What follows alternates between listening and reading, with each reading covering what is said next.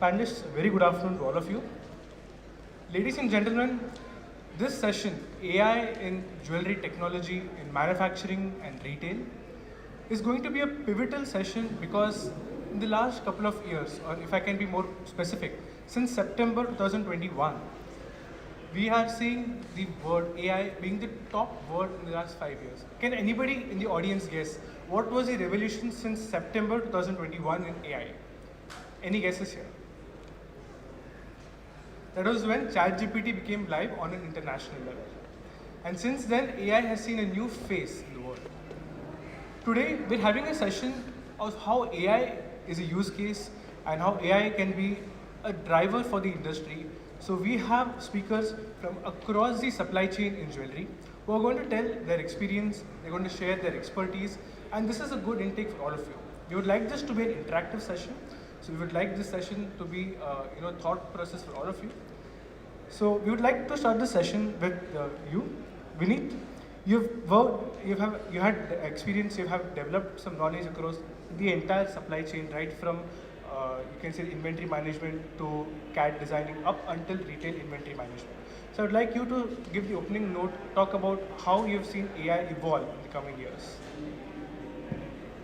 Yes, can we have the slide, please? So hi everyone, good afternoon. As you know, my name is Vinit Jogani. I'm a director at the Diatech Lemon Group. We've been in this industry for over 25 years now, providing pioneering consulting and software solutions across the supply chain. So from miners and tender houses to diamond and jewelry manufacturers and retailers. And most recently, we've been building Diatech Studio, which is a generative AI workspace for modern jewelry design teams. So let's look at the high-level pipeline of the jewelry process. Okay, so we could break it down into 4 high-level stages. First, we have imagination and specification. So these are kind of upstream processes and departments like designing and product development, merchandising, things like that. Then we have material and make. So these are factory operations like procurement, manufacturing, and quality control. Then we come to flow, trust, and capital. So these are the middle layers of the operation. It includes inventory, supply chain, traceability, finance, things like that. And then finally, we have experience and demand. These are the distribution layers. So this includes operations like sales and marketing, retail, e-commerce, things like that. Now, AI applies differently to these different stages. And we need a framework to contextualize AI applications and initiatives. So I like to think of it as these 3 epochs of AI, 3 generations of AI that we've seen. First, we had rule-based AI, and we've had these for maybe 40, 50 years now. These are logical systems for decision-making and automation. So a lot of if this then that workflows, a lot of calculated formulas for different kinds of evaluations. Then for the last 25 years or so, we've had analytical AI. These are predictive systems to learn from data and make decisions, extrapolations. So these are classification and regression models, a lot of clustering, a lot of sales forecasting, for example. And then finally, right now we're in this generation of generative AI. And the revolutionary capability that generative AI provides to us, it's for the first time in history, we can deal with unstructured inputs and outputs. Not just tabulated, structured, numerical data. So the strategy to apply Gen AI with the highest ROI is to ask this question: where do we see the problem of missing structure? So if you look at the 4-stage process again, the 2 middle layers have lots of rule-based and analytical applications. For example, in the manufacturing process, we'll have factory decision support systems and worker evaluations, work allocations. In the inventory processes, we have pricing models, sales forecasting, fraud detection. But the data that we see here, the inputs and the outputs, are largely structured. They're calculated numbers that we make those decisions off of. But the first and the last stage of the pipeline deal a lot with unstructured inputs and outputs. So if you look at the imagination specification layer, we deal with inputs like the aesthetic direction, the inspiration mood boards, references, audio notes, text briefs, sketches, annotations. These are not things that we can represent easily with numbers. And the outputs that we generate here are also very unstructured. So these are designs and collections, targeted updates, slide decks, price estimates. These are all, again, things that are not inherently structured. Same way, in the distribution layer, we see the inputs are everything that we output from that layer, but also customer support or search queries, and that can be in the text and voice format. The outputs are also similarly unstructured, so similar design recommendations, model and lifestyle photos and videos, textual copy, cold calls, chatbot responses.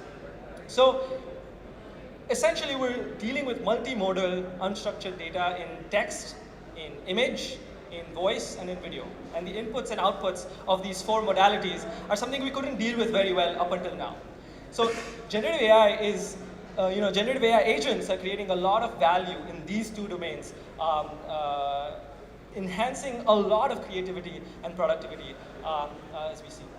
So what I would like to do for the next few slides is work through a couple of workflows that are now technologically possible today already. And some of that we're working on, but also industry as a large is accelerating development in these areas very quickly. So first we're looking at like a design agent and a co-pilot for designing. So today what we could do is an AI can go through the web and fetch AI remixed inspiration. So these are inspiration from sources around the internet and generate new variants using AI in the same style. The user then shortlists a few candidates and drops it onto a mood board. And with it, they can also drop other kinds of inspiration, so color palettes and motifs and architectural patterns and geometries that they feel is relevant to this new piece that they're designing. From there, an AI agent takes over and scaffolds an entire collection with multiple designs and multiple design types, earrings, necklaces, all of that. Now from here, the user refines the outputs, adding their own aesthetic judgment with AI. So the idea is we're looking at AI a lot more like a co-pilot that works with you and can enhance your productivity while still using your own aesthetic judgment. So from here we can say, oh, how would this design look like with pear stones instead of ovals? Or how can you make it in white gold instead of yellow gold? From there, the AI can then create entire slide decks and presentations with price estimates, with bill of material estimates in seconds. And then that can be handed off to a marketing agent for actually communicating with the customer. So all of these touch points in the design journey and merchandising journey typically would have spanned multiple tools, multiple team members, but now a single person has the capability to do this in one workflow. Let's look at a similar marketing workflow agent. An AI agent can extract customer needs from emails, texts, audio transcripts, or even AI cold calls. And again, notice how these are all unstructured data inputs. If you have a lot of emails that you get from customers, there was no way to extract data in like a structured manner that you could use for predicting demand or even understanding where the demand is at. But now with AI, you can convert a lot of this unstructured data, which is just text, into something that's more tabular, more numerical, more in a format where you can make decisions off of that. Now the AI agent can then use visual similarity, which is also something that was very, very hard for us to do until very recently, with text or image prompts. So you can have similar images off of Instagram, you can have a search query that's fairly complex, and without any manual tagging, you can filter from your own design database all the designs that are similar to that. Then the AI can auto-enhance sketches and renders into high-quality shoots and videos. So it could take something very crude like this, convert it into a proper jewelry render, create lifestyle and model photo shoots from here. And then from there, it can create social and e-commerce ready listings. So this is with the bill of material, with background removal, with 4K upscaling, with recropping for different aspect ratios for 16:9 or 9:16 or 1:1 based on the format of the platform that we're using. And then from here, AI can also automatically filter recommendations based on customers' taste, based on visual similarity. So we were looking at a green necklace earlier with the design agent. Now you put that in and you say, oh, with that in mind, what are recommendations for me as a user? And then that can be handed off to a chatbot agent for further interfacing with the customer. Now these are all, again, touch points that would have taken many, many days or weeks, many users. And so these are all, teams with multiple departments, multiple job roles. What we're seeing now is that there's a collapse of job roles. Now, the job is your one marketing executive, and you can do all of this. And that is the capability that AI is enabling. So we'll talk a little bit more about what the future looks like. And definitely. That was wonderfully presented, Vinit. And can you all agree in saying that today the question is not how to implement, can we do AI, but how can we do AI? in our businesses. That is the stage we have reached. Today we have seen so many use cases in marketing. I think every jeweler, let it be a manufacturer, let it be a retailer, they've already experimented designs, they've already started, because the only bridge between us and AI today is the curiosity that we have. So we need a quick question here before we move on to another speaker. We have seen use cases in marketing, we have seen use cases in design. One very important element which I think every jeweler, every manufacturer would want to know is there an AI use case in supply chain? Because supply chain across industries wants more transparency, wants more data processing. It's no longer just analytical AI. It's going towards generative AI. But how do we see that in supply chain? Would like your opinion and would like Vishal's opinion on this. So the way I see it is that the jewelry supply chain, when we say supply chain in the jewelry ecosystem, is a lot of administrative roles. So these are overheads that are above and beyond our manufacturing or our inventory and sales. So AI is really enhancing our accounting departments, our HR departments, our the way that we manage inventory. Now instead of tagging everything manually, we could search it using natural language, and so that department is now very different, cataloging, things like that.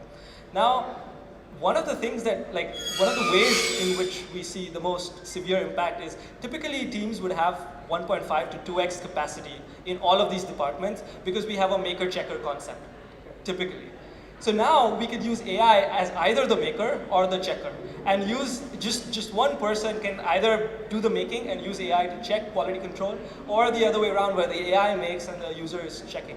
And so that excess capacity that we needed, we don't anymore need. And that's, I think, the core value add in across these departments that we're seeing. These are wonderful use cases that are opening up in this discussion. And just to mention to the audience, this session is also going live on YouTube. So you have this session as a reference basis for you even after the session. So you note things down now, you can note things later too. But thank you, Vinit, for the pointers. Here I'll take the discussion over to Vishal. RFID often is considered a simpler technology, but today with the integration of AI, we would like to know where is RFID reaching and how is it going beyond simple data capture. Let's see that. So, first of all, thank you for having me here. It's a prestigious honor to be on this forum. I'll quickly run you through the presentation. So, just to give you a brief, IRYS, we are into RFID solutions exclusively for the gems and jewelry industry. We have been in this field for last 16 years, specifically catering to this vertical, and have close to 1,000 clients and worked with 60 different ERPs. We have clients pretty much in every continent. I'll just skip through slides. So basically, in order to understand how RFID is basically going to help you get maximum throughput out of it, we'll have to first understand what RFID is and what are the components of RFID. So if you can see, we as a RFID expert, we have the best-in-class hardware, which includes scanners, printers, tags. There is some amount of application, some amount of APIs that you can integrate with your CRMs, you can integrate with your ERPs, and obviously the support. So basically, this is one of our the latest offerings in the applications, which is Android and iOS compatible, which has basically limited to 4 features, which is a product catalog, a stock audit, an item search, and a smart view. So the last option, which is the smart view, is highly related to the AI, which we will be focusing about. So as in the stock audit is basically going to help you quickly audit your inventories on a daily basis. An inventory of 4,000 products can be quickly scanned in 20 minutes. Whatever your discrepancies are can be immediately reported. Product catalog, basically, again, as Vinit just mentioned, you can, this is an AI-enabled thing where you can really talk to the catalog, you can ask him for specific designs. Let's say you want a customer walks in and he wants a butterfly-inspired designs. You just say it to the app is going to look into its entire catalog, not just for one location, but your entire global catalog. And it's going to pull out the products that are matching the criteria of the customer. This is what the Smart View is. So the whole objective of Smart View is to give customers a niche experience, right? Eventually, when you talk about jewelry, it's a luxury element. it's a luxury component, and you really want to create that kind of an experience for the customers so that they can have the best output. So what a smart view is, so basically typical a traditional method where you are operating currently is whenever a customer walks into a store, he is going to ask a salesperson for a particular product. So the product is kept in front of the customer, and customer then sees the product, tries the products, asks different questions to the salesperson. But in this we are going to use a smart tray. So basically a salesperson is going to keep the product on that particular tray. So the moment the product is kept on the tray, the complete information of that product, including your 3D videos, your pricing detail, entire thing is going to be popped up in front of you. And as a customer, you get all the information offhand. So the salesperson, at no point of time need to disengage with the customer, go to a POS, get a printout, and show him the pricing and things. There is more aspect to this smart view, which we will be covering it. So basically what AI, we talk about AI. So what AI basically is, the more data the AI has, the more meaningful information it is going to give you. So the objective is to capture as much amount of data as you can. And what better means than RFID to do this data capture. Currently RFID is probably one of the fastest means to capture data. So as you can see here, whenever a customer engagement is done, right, I was talking about you keep the product on the tray and you get to see the details about that product. So a customer is getting a niche experience, right? But as a business owner, as a owner of the jewelry store, what are you getting? We are recording that entire transaction. That entire session is getting recorded and all the highlights are getting captured. For example, right now, like if you ask how much is the footfall and how much time has the customer spent at your store, that information is absolutely not available to any retail jeweler, right? So here, as you can see, we have done a small test case where we have done this smart tray, used this smart tray at 2 locations, KB1 and KB2. So you can see out of the total 180 footfall that we had, 91% was for KB1 location, 9% was for KB2 location. And you also get to see at KB1 location at what time of the day and how much percent of the footfall was there, right? Now out of this footfall, the amount of, let's say we have 180 customers walking to your store, you can see how much time a customer has spent at the counter, right? So that's probably one of the important factors that a jeweler want to know, like is the customer just walking in, having a look and walking out of my store, or is he a genuine customer and spending quality time at my counter seeing the jewelry pieces. So you can see that at KB1 location there are like maybe 27 customers who have spent more than 40 minutes. So probably people who have spent more than 20 minutes are your genuine customers. So the first 107 customers who have walked in are actually not going to give you any revenue. Now you can see for that particular location, what were the kinds of products that were displayed to the customers. So there were 146 ladies rings, there were 74 earrings. So you get to know what kind of products the customers are having a look at. You get to know, the customer buying patterns. So as you can see, you also get to know your product analysis. What kind of products the customer are having a look at. Is your ladies rings more popular? What kind of ladies rings are more popular? Let's say you have 1,000 ladies rings. Out of this, let's say 500 ladies rings are being seen. So you get to know how many each item has been viewed how many times. If there is any inventory in your store which has never viewed at all for let's say 6 months or 4 months. So the AI is going to give you that exact data, like these are the number of products which have not seen for so many, for that particular period of time. So here you get to know out of so many viewership, there are so many products that has been sold. So you have a viewership versus sold records. If you further drill down into the ladies ring category, you know that style design 1 is probably more popular out of all the designs that you have in your store. So that particular design has been seen multiple times. So the next question is, if a particular design has been seen so many times, is it also getting sold? So there could be a case where you have the most popular design which has been seen extremely, more number of times, but the conversion ratio is very poor. So next time when a customer probably sees a ring and ignores to buy that ring, you can question him that what's the reason, why have you not chosen this ring?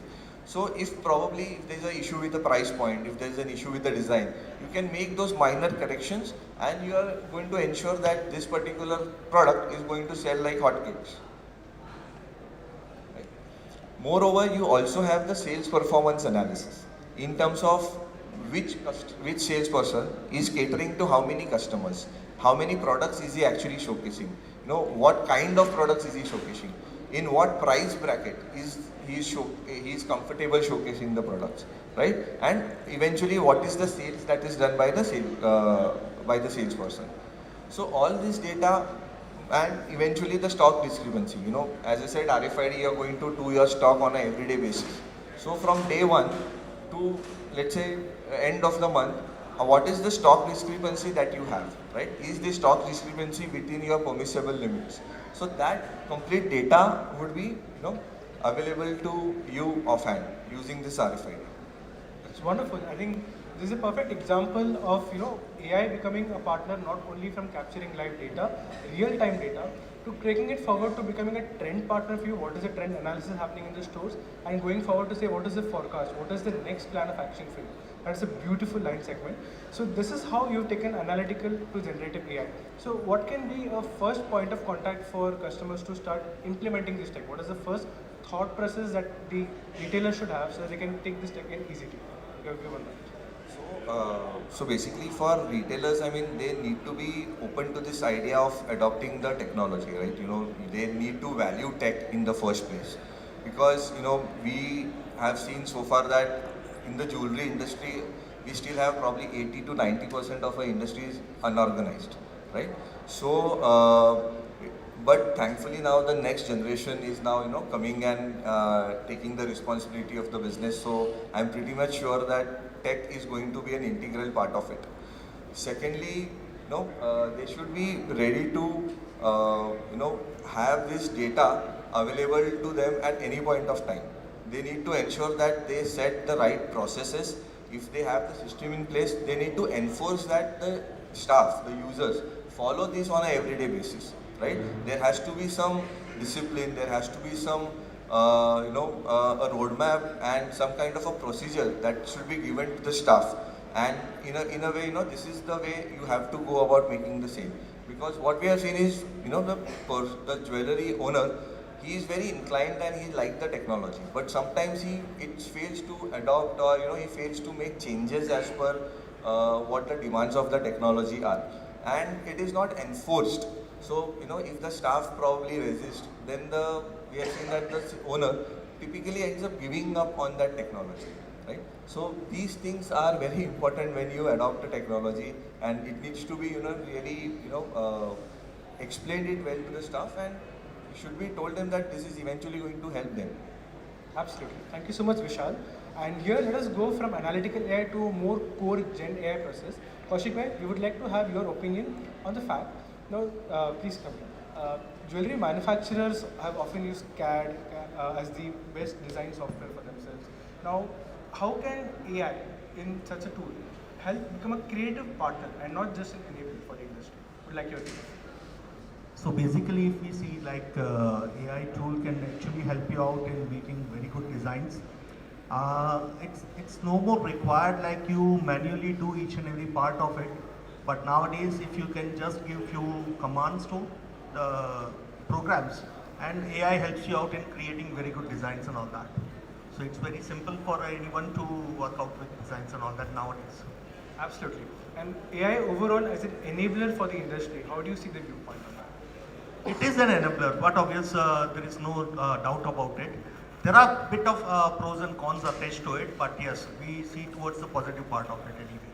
Any major challenges that you have seen the industry see, and any use cases you have brought in for them through education?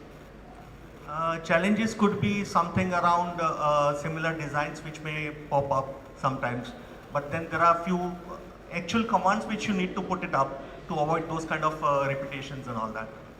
Absolutely. Thank you so much. Here we had the viewpoint on how it is an enabler and how it can be come to the industry. Here, education is where what comes into the point of view.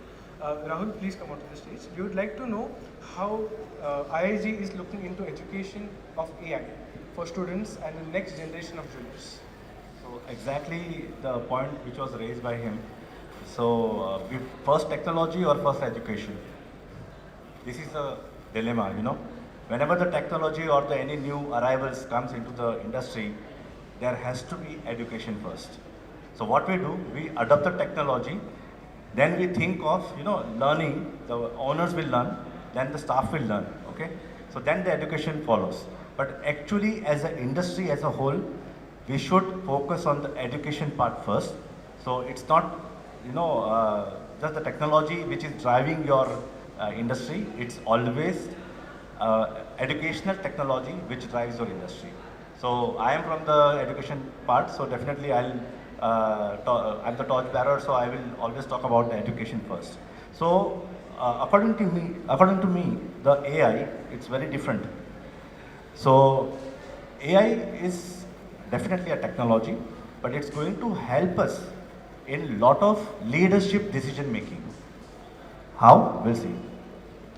So when we hear about the AI, immediately we always talk about the tech part, it's a technology, but also it is help you to think and decide certain decisions which are very essential for our business, and also not only for our business but also for the customers, how we can serve the customer in a better manner.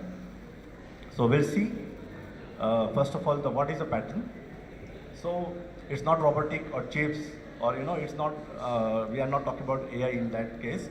It's always understanding your customer better.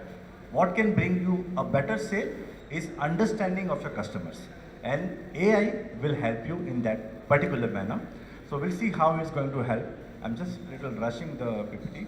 These are the use cases where exactly for the gem and jewelry industry, we can take the help, make the partner AI, and really thrive in this business of the new, like Gen Z.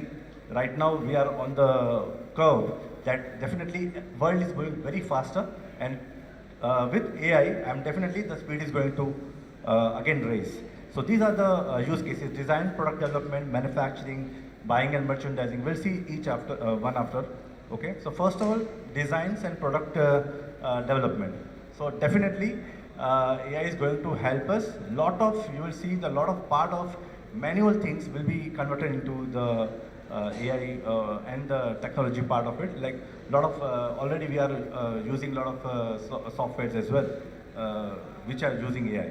So, but what happened? Why it is important? Because to design and then do the prototyping, and again we are not correct. So going back is not possible nowadays with a very stringent margins. So that all exercise you can just give it to AI to do it. So AI should use for the analyze the past designs, which is more sellable designs. So you cannot get hold of all the memories part.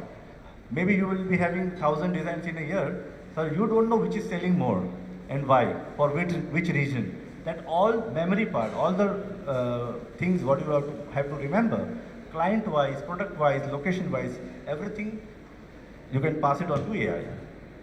The second thing is manufacturing. Definitely most of the manufacturing techniques are also going to be AI driven. And also for the data, it is very important what mistakes we make in our manufacturing in factories, that should not repeat. At least that should not repeat. It's always a trial and error. I know who are here, the manufacturers, they must be knowing.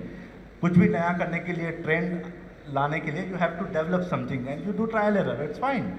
But what mistakes we have done, if we are using AI, AI will stop you. So this is the benefit of AI. They can predict you designs which runs well or not according to the market. Also, they will also suggest you what are the complexity of manufacturing that particular products. Buying and merchandising, this is also very important, where we can use the AI. So before the season start, the AI, your tool, your partner will tell you what is the season is going to come, what products are going to be in the market, what is the trend. So you know your inventory, where, just we have seen, you know your inventory. So whether your inventory is apt for this season or not, that AI will tell you. So that merchandising can help you. Also the decide the depth of the category. So bridal is coming up, it's a bridal season. And you don't have your category bridal very much in depth, like you just have like 10, 20 necklaces, though you are selling 100 necklaces in a season. So that all analysis can be done. I think we have covered that thing. Inventory optimization, this is the core function which we are right now using in jewelry industry with the AI. But this is also very important because if your inventory is right, your capital is right. You are using your capital in an optimum manner. So this is the very important thing. We should know what is a slow moving, what is a fast moving goods. You can rebalance your stocks, etc. This is something which I'm, closely associated with. It is a retail segment. So I'm doing a lot of analysis and training part in retail. I'm telling you, looking at here, next 5 years, entire retail will be changed. Right now, what we are looking retail jewelry segments and retail sales from the jewelry outlet, entire retail is going to change. And that is a lot of different reasons around it. Maybe the one reason can be the gold prices, another reason can be the trust issues, natural diamond, lab grown, etc., etc. But retail is going to change. And who will predict your change? The next coming change will be predicted by AI. So retail personalization, a lot of customers are coming to your retail showrooms. Though your showroom is the same, your sale is going down and down day by day. Why? Because they want some kind of a personalization. They want some kind of a customer experience, which you are not following up. So what they are looking, so what AI can do, they can suggest relevant designs, which is based on the preferences of your customers. What customers are looking for, that AI can predict and give you. Same way, also they can support the personalizations. So these are the new things which is coming for the retail segment. We have to gear up for a tool because there are a lot of things to do. One owner, maybe partners, 4 or 5 partners, directors, right? Maybe 50 showrooms to manage. You cannot go everywhere. You cannot go into all the nitty-gritty of the businesses. You have to have AI agents for that.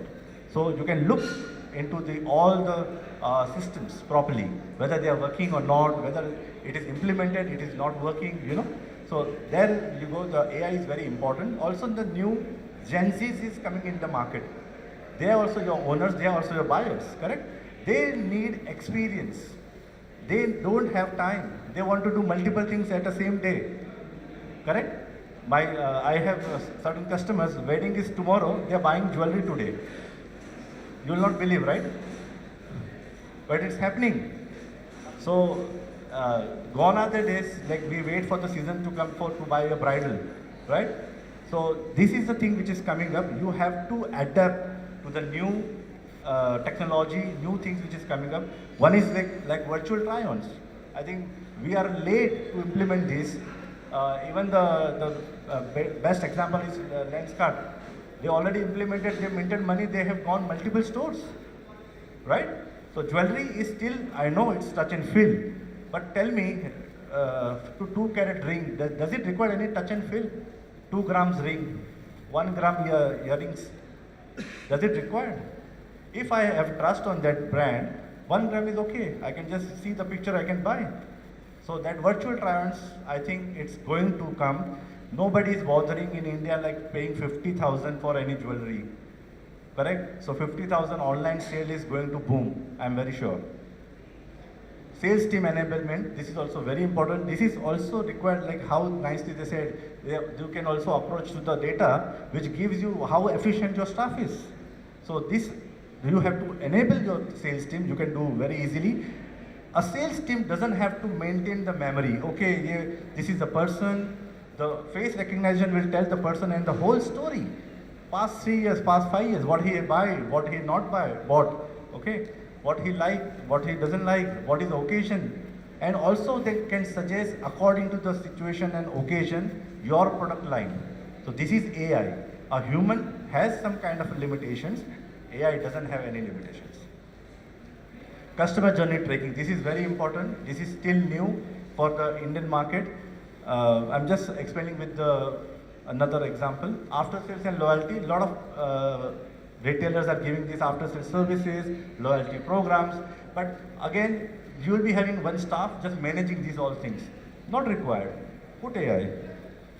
Overall supply chain planning, if your planning of supply chain is good, your sale is good, your inventory is good, your capital is good, your profit is good. So overall supply chain, you can generate all the data to the system in AI, and a lot of issues, a lot of problems can be taken care, like a production delay, or the repairs in your jewelry segments, etc. So, sorry. So we are moving into AI-powered world, that is for sure. And that is a good thing because it helps business think better. But if you don't know AI, it's not going to be a good thing for you. If your neighbor is knowing AI and is using it properly, definitely you are not in the race at all. Thank you.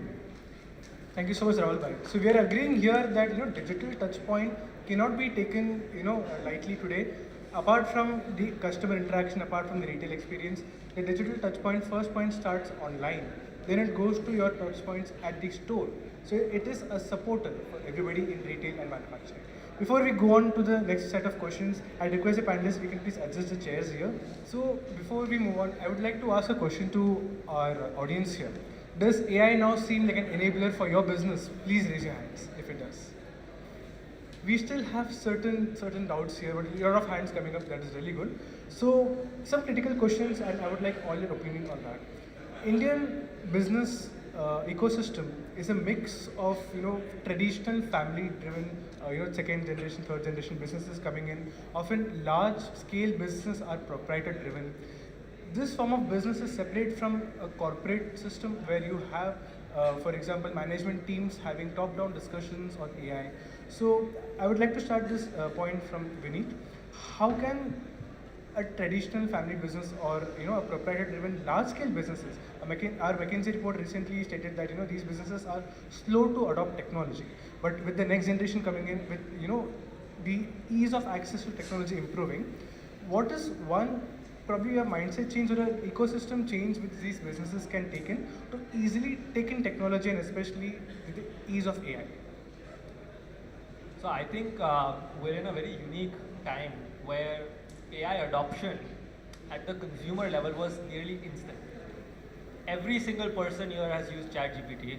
Every single person at every organization today has used ChatGPT to some extent or the other. Because AI is intrinsically user-oriented. It is made to be easy to learn, easy to pick up, to be intuitive.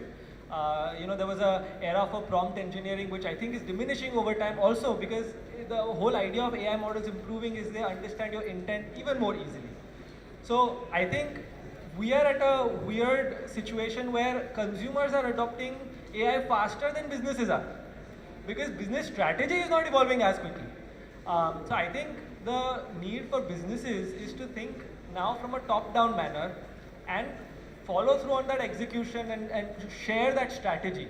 Because I think not every business today has a strategy on where they want AI applied, how they want AI applied, and what is the rollout timeline that they look for that to happen. Second, I think in extension to that, I think businesses need to start looking at technology as a profit center, not a cost center. So I think this goes to something that Vishal bhai also pointed. I think as businesses recognize the value of AI, they have to understand the value it's creating, the costs it is saving, and then it becomes not an expense, but rather an asset that they're building, even in terms of knowledge capital that comes in their entire team as they start using AI and learn how to use AI better. Third, I think we'll see more and more workflows coming up. I think as consumers, we are used to now using 3 different AI tools. Our data is fragmented, our knowledge is fragmented, our memories of AI are fragmented because now they are split across all of these different tools. I think more and more integrated workflows, and so that's something that I spoke about in my presentation also, which is like these agents that cover end-to-end workflows within single tools. That's something that we're working a lot on. I think today's needs for business, especially in the diamond and jewelry industry, are very unique and very new. We're seeing storytelling, for example, become so important so quickly. Everyone wants to now make a brand. Even a B2B jeweler wants to make a B2C brand or B2B2C brand, or as a B2B player known as a brand. And I think all of that, AI is the superpower. And so only when that strategy follows from the top of the management and there is like a target execution throughout the organization, then we can do this. So in that way, I think the new generation is thinking more like corporates, thinking more like how to organize people together. And even on the lower ranks of every organization now, there are enthusiastic people who are willing and looking forward to do this. And I think those 10x people in each team will be the game changer and will be the deciding factor for what organizations succeed the AI way. Absolutely.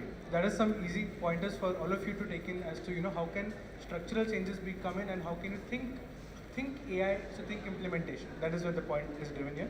I would like Vishal's opinion too on this, but before that, Kaushik bhai, you've also had experience across generations of manufacturers and retailers.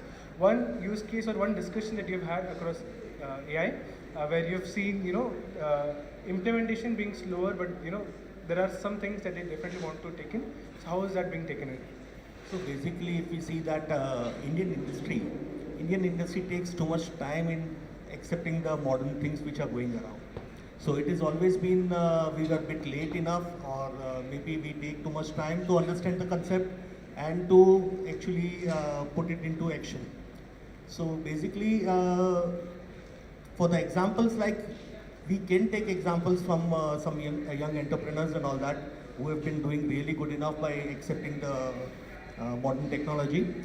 The same thing was the case when initially websites and everything were working good enough, were just introduced to India. Locally, you won't find any retail traders who are plunging into it. They were taking a real back step and all that. And when I asked them, they said, "Aap karke dekho, pata chalega." I said, "Why? What's the reason behind it?" बोले हम खोल के बैठ गए, but sale नहीं आता. Now that was the time, somewhere around 20 years down the line.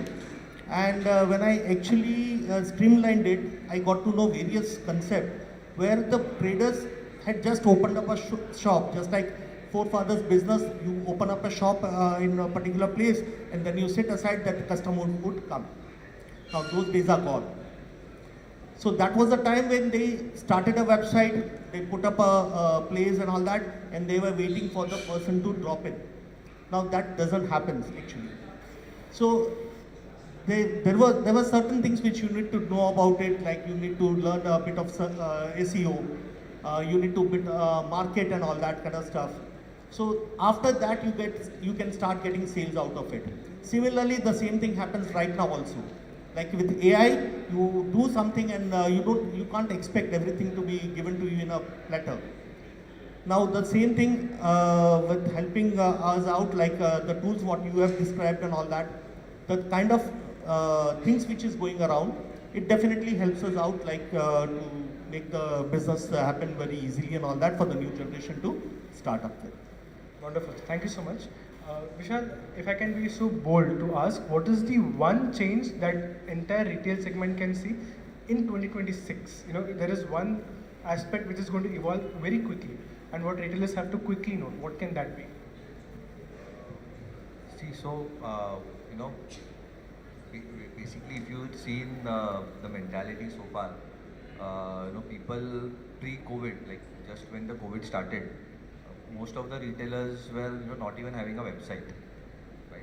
And the prime reason for that was that we don't want our data to be there on the cloud, or we don't want our data to be public. So I think they need to come out of this fear first. That as even Vinit mentioned, that they need to embrace technology. Right? Without that, it is not really going to be possible for them to survive for a longer period of time. We know that now we consider the lab-grown diamonds. We've seen that there are so many chains of lab-grown diamond coming up. Right? There is, like I at least have spoken to 5 to 10 different jewelry companies who have mentioned that, okay, agle saal tak my plan is to have 50 stores, my plan is to have 20 stores. Like eventually when everyone is going to be on the same street, right? What is going to be that one differentiating factor among the so many jewelers on the same street? Why should I come to you and why should I not come to you? So all these things will be basically decided by the kind of customer experience that you're offering them. So, we talk of, like we already have some part of VR, AR already in place. But, imagine a scenario where, you have an app to assist the salesperson, which is basically bridging the gap between the customer requirements and what the inventory you have, right? So you basically give the right match out of your inventory to the customer, right? The salesperson will have an app to assist him throughout his sales journey. The app itself will be, monitoring the customer. Can look at his skin tone. Maybe tell the app that I'm looking for this kind of an event. So the app themselves can then suggest the kind of jewelry that you should be wearing for an event. Maybe the app will be intelligent enough to dress you as per the event. So when you try that jewelry on you, you are probably going to be, it is going to be as close as possible that you're going to be in that event. So, these kinds of, it might, even study your facial expressions, your body language for any customer. So yes, this piece, when a customer has picked up a piece, oh yes, he has probably liked it genuinely. This, when you tell a price, the customer was taken aback. So probably this is probably not in his price bucket, right? So these entire transaction can be captured by the app, converted to a salesperson. He gets this feedback. Accordingly, he can modify the pitch. Accordingly, the products can be displayed to the customer, right? We are working on the RFID tags. Like there are multiple kinds of tags that are available in the market. We are working on something called as nano RFID, right? So what you mean by nano RFID is basically the tag that can be embedded into the jewelry itself, correct? So imagine a case where there is no requirement of physical labels. How beautiful that tray is going to look when there are no white labels, besides the jewelry pieces, right? So, you can have, with no labels in place, probably the kind of display, the kind of showcase that you have, that completely can change, right? And tomorrow when a customer probably comes back to you because you have that chip embedded into the product, you can validate whether this product is genuine, whether this product has been really taken from you. All that thing can be traced back. So, I think the retail is going to be highly influenced with the evolution of AI. Absolutely, absolutely. Wonderful points put forward. They say data is the new oil and AI is the enabling of the new oil today.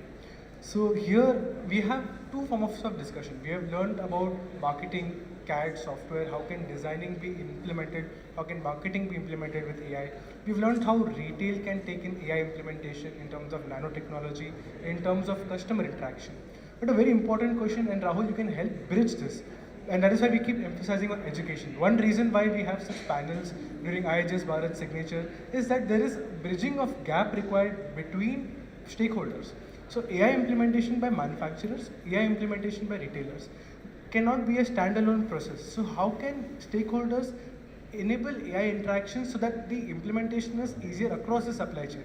It cannot be done in silos, definitely. So how would you recommend industry to implement discussions of AI so that there is more learning, faster learning happening? Yeah, very nice question. So this is actually where the education plays their part. We are in that era that there was no requirement of any kind of a third-party authentication. The trust was only there for the jewelers and the diamond sellers. The personal touch, the brand was the person's himself's integrity. So that time also we were buying jewelry and diamonds. Now the time has changed. Every retailers, every manufacturers are talking about sustainability, traceability. Okay, so what is that, and who will check that?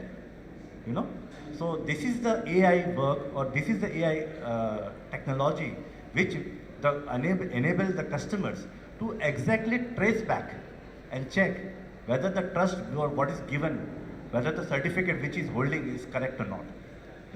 So here the education part is very important, not only to understand the technology but also the application of the technology is very important.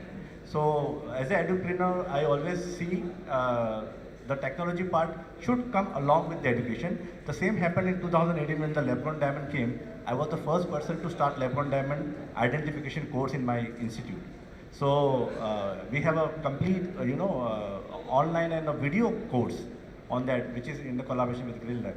So this is the something what we always adapt first, and we try to be at the at the best of our case for the education, for the technology to came into the market. And one more thing, the change what I can see and what AI can help, that is SOBO. So shop online and buy offline. So this is happening in India because India is always an emotional purchaser of the jewelry, right? So, but all the retailers who are sitting in their location, they don't know the customer is already watching you in his phone, right? They are already selected certain designs, already selected your promotions, and then they are coming to your shop. But what happened? The experience they are getting on online, it's not equal to the experience they are getting in their shop. So this is the bridge, this is the gap which has to bridge with AI.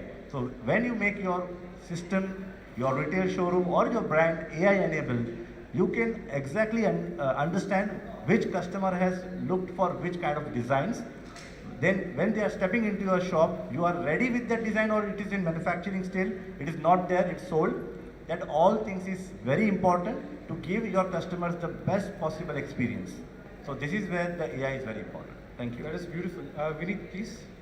So if I can add to like the role of education, I've had some personal experiences in just the last few days. I was talking to this boutique retailer that they're just starting out a B2C brand. We were talking about the marketing and all of these applications of AI. And the concern that they had was, aren't you worried that every brand will look the same? I've spoken to manufacturers. And in fact, yesterday I was at the Select Club at the Geo World Center, and so phenomenal designs, like, designs that I've never seen anywhere else. And I'm like, wow, with the quality of design that we have. And the concerns that these people have with the AI use is also the same. Won't all my designs look the same as everyone else if everyone's using the same tools? And the challenge here, the bottleneck here is that people look at AI as the painter and not the paintbrush. And education plays this role of, okay, AI is a tool, like it's not replacing you. This is your paintbrush, it's a tool. You can handwrite every novel, or you can use Microsoft Word, and Microsoft Word will make things significantly easier and less complex for you. I think education is, and some things that we're building and we're working on with the companies, the manufacturers, the retailers that we work with. We're trying to give them consulting services, give them training for their teams. That's the problem that we're trying to solve. How do we make that mindset shift, that paradigm shift? That AI is just the tool. It's not doing your job. It's making it easier. I think that's Absolutely. the role of education. That's so wonderful. And basically, I would like to add one more point here, that education is just grooming your skills. It is just grooming your skills. It has nothing to do with AI. Now, after grooming your skills, you can use AI to make your work better. So, that's it. Absolutely. Wonderful points put forward. And the key takeaway here should be AI is ready for the industry. So are you? That is how we'll take the discussion ahead. And thank you so much to panelists. We'll open for a few questions. We're running a little short of time, so we'll open the panel for questions. Please raise your hands. So, sir, my question is to Kaushik, sir.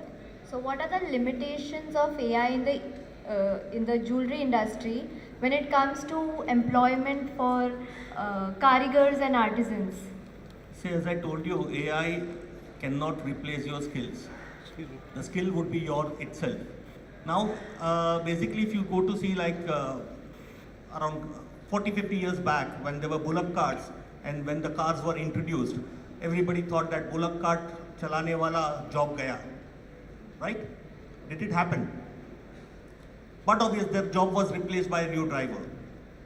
So similarly, right now also, even in the manufacturing field and all that, if you see that the craftsmen cannot be replaced, but yeah, they have to educate themselves and they have to work along with AI to make it much more better with less wastage and better conditions. Thank you, sir. Yes, sir. We have a question. No, thank you all for sharing your views. I have a question. A lot of things that we talked about I've based on the data, which is past. So you analyze the data and say what you are today. Trend forecasting is future. I have so far, wherever I went to a store, I purchased black, blue and brown. That does not mean tomorrow I will not buy pink or purple. How are you going, I mean, I heard you saying, and I'm just trying to understand, how the trend forecasting would happen and how can AI enable that, because you don't know. I mean, what does a woman want? If anyone knows that, has the answer, I think they would be king. So, how are we going to really, how will AI help? Wonderful question. Thank you so much, Nirupama ma'am. Ma'am, it is just a forecasting. The moment you say that AI has been forecasting, whether you would like it or not, that's again a question mark for everyone. I'm saying, I'm not sure, and my question is, can it really forecast? So every time we're asking questions about the capabilities of AI, the way I like to think of it is how are humans doing it? Okay, and let's draw a parallel. And when you say, okay, this is the new trend that's coming up, how are you doing it? The way that you're doing it is you consume a whole lot of pop culture 24/7. You're on Instagram, you're on Pinterest, you're following Taylor Swift and what she's wearing. And that is influencing subtly what you think and what you want. Can AI process data faster than humans can? Yes.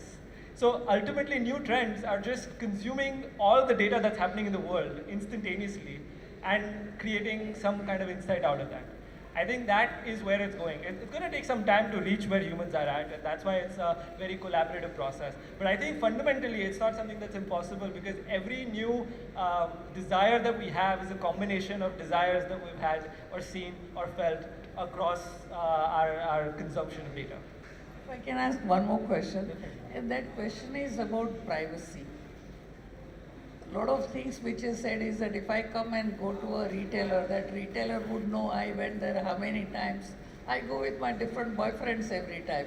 I don't want the store owner or anyone else to know what I am doing. So that's really... or girlfriends, right? So I think data privacy is something which is really becoming a very big issue. Even with Google and others, you see all the time, how do you make sure that your phone is not listening to you all the time and all that. So is this a privacy is an issue? Is that a enabler? Is that an impediment? What is it? I don't have an answer. I'm just curious. Welcome to the technology world. And it's going to happen, of course. Every good thing has also some kind of pros and cons. So I'm sure like there must be some kind of a check on the same. But for design, I like to say, if you are a designer and you are creating something unique, please do patent. Please do patent. It doesn't need a lot of your pain. Also, it's going to be very smoothened nowadays. But for the designers, definitely, I think look forward for patenting your designs. Its awareness is not there in India. So please, the creative minds, you should also know how to protect your creativity.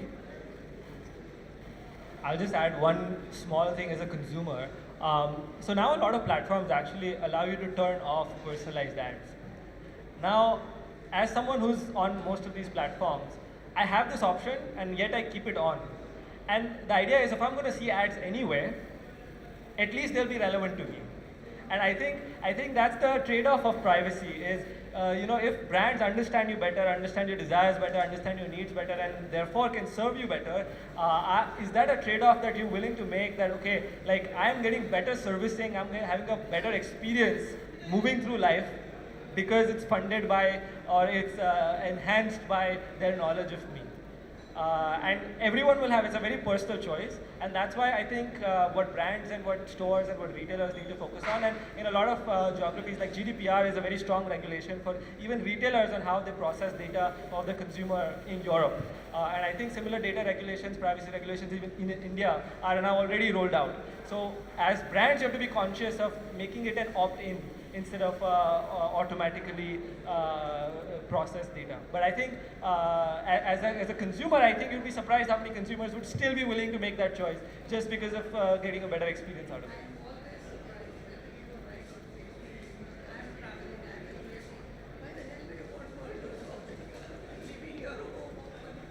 Cheap flights. I think earliest use of AI was in geo-tracing, geo-trackability, and that's how we get offline advertisement according to what we do. I think here we are at a good point to close the discussion, but I thank all the panelists here for their thoughts, for opening up this discussion, for opening up thoughts, and for opening up opportunities for companies across the supply chain to consider AI and to keep it. So again, I'm asking this question to all of you. Do you all think AI is now an enabler for your business? Please raise your hands now. We have more hands now, we have more confidence now. So thank you so much, panelists. I'll take it over to Subbu. Hello. Thank you very much, Kaushik bhai, Vishal bhai, Rahul bhai, and Vinit bhai. I'm calling them bhai, okay, though they are all international educated and they have come from the best of universities from abroad, heading the universities here. But thank you so much, and I think today's session was an eye-opener in terms of, I gauged very few questions came in as you know, the challenges of AI. Because till now we have been getting questions on the challenges of AI. But then I think we are slowly moving towards that direction. And it's memento time. Thank you very much to the speakers. Can I have the privilege of inviting Mr. Suken Mehta, Director SK Jewels here on stage to give a moment of appreciation to Mr. Kaushik by Sanghvi. Mr. Suken Mehta, can you please come on stage, please?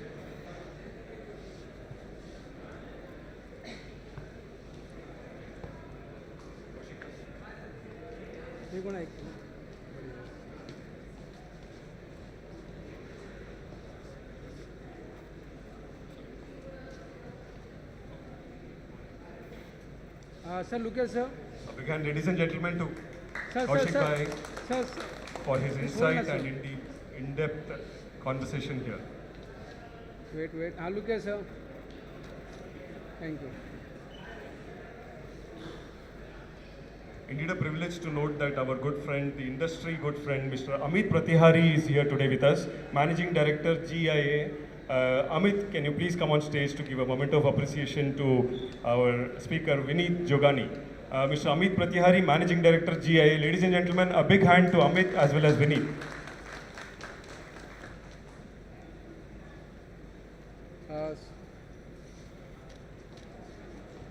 Thank you, sir.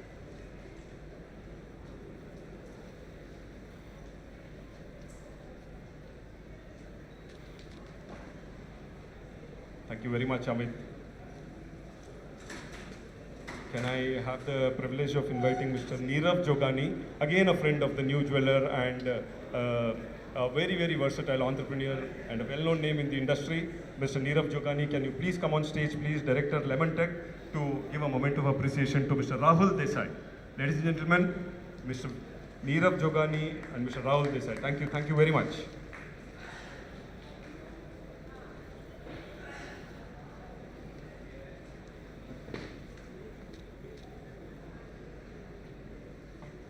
We have with us Mr. Kailash Bhatt, who is the Director, Acme Info Systems, a leading tech company. Please welcome Mr. Kailash Bhatt to give a moment of appreciation to Mr. Vishal Usapkar. Thank you very much.